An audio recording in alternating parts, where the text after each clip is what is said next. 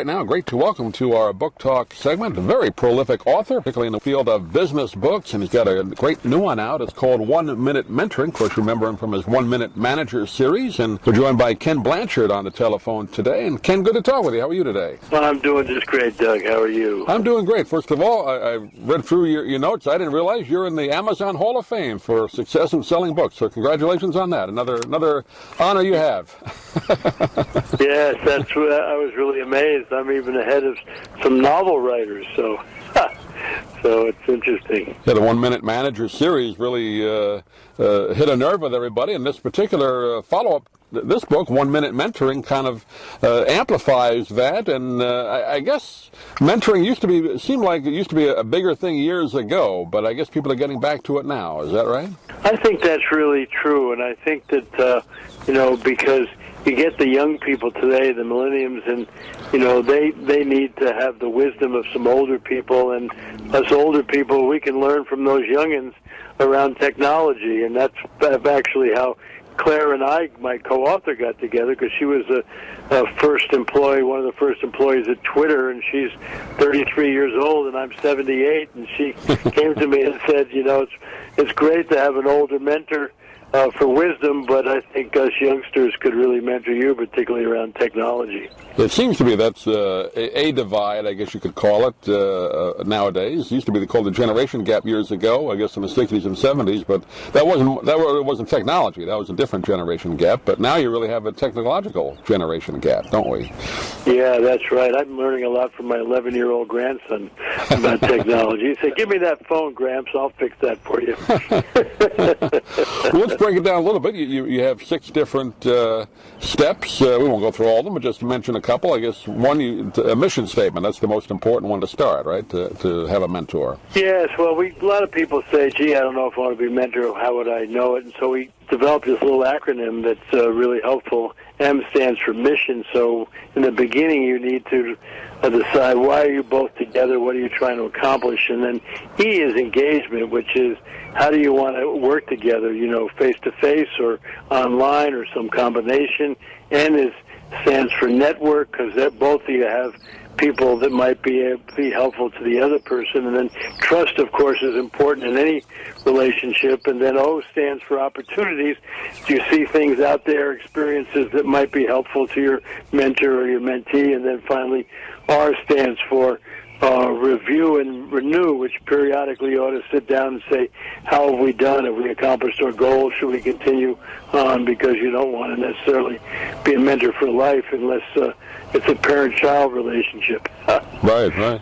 And you want to distinguish, too, and you make the point in the book, there is a difference between a mentor and being a coach, right? The 2 different jobs. Yes, a mentor is more of a big picture kind of thing about what do you want to do with your life and all. Where coaches tend to want to help you accomplish a specific goal or get a certain kind of result. And so they both need to be good listeners and good questioners and good human beings, but the focus is more long-term with mentoring.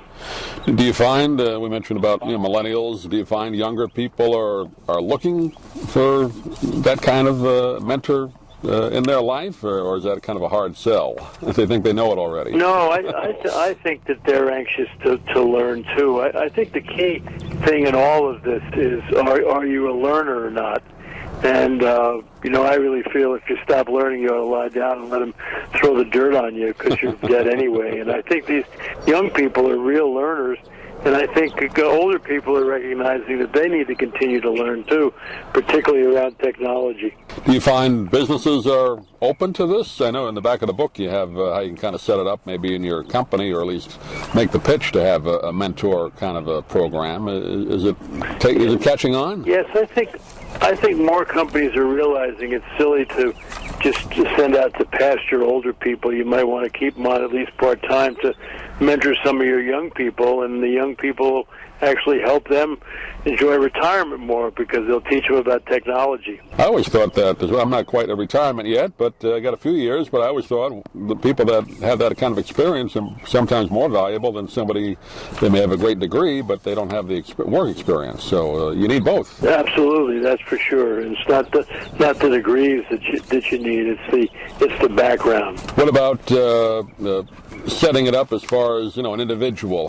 If your company doesn't have a mentor program, how do you go about looking for one in your field? Well, I think it's important that you make the intention known around your family and your colleagues and friends and all that you really would be open for a mentor, and then I think you'll be amazed at the people who will show up. And then if you're somebody who thinks maybe it'd be good to be a mentor for a mentee, again, if you share your intention, people will have good suggestions. And so we show that in the book with Josh and Diane. Josh is a young salesperson trying to figure out what he wants to do when he grows up, and Diane is a successful executive in the sales area, and her older mentor says you ought to find somebody to mentor because you're going to help decide what you want to do when you grow up. So I think it's a completely win-win thing. Yeah, I think it's a great idea, and I guess now with the internet, you could probably go on different websites and post wherever, LinkedIn, that you're looking for a mentor or looking to offer to be a mentor to somebody. I guess that'd probably be a good way as well to put your services out there as a mentor, right? Well, that's for sure, and I think that when you do that, they're just going to kind of show up. I think it's a really exciting thing. I've written 60 books, and my mother used to say, "Why don't you write a book by yourself?" And I said, "I already know what I know." So I've written only 2 by myself, one on golf. So many people worked in my golf game. I didn't know.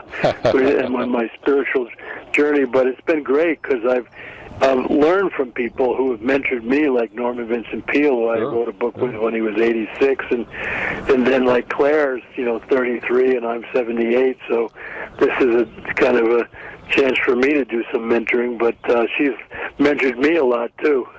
I remember Dr. Peale grew up in New York, and we'd go see him at Marble Collegiate Church. He was one of the early advocates of the positive thinking, which has helped many people. Amazing human being. I just learned so much from him in a short period of time. Yeah.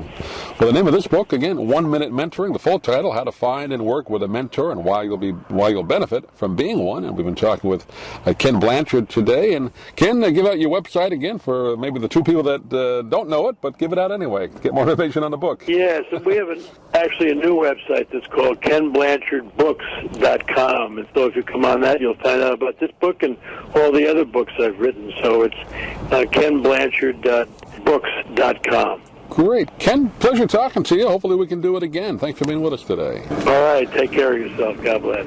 I'm Stan Brock.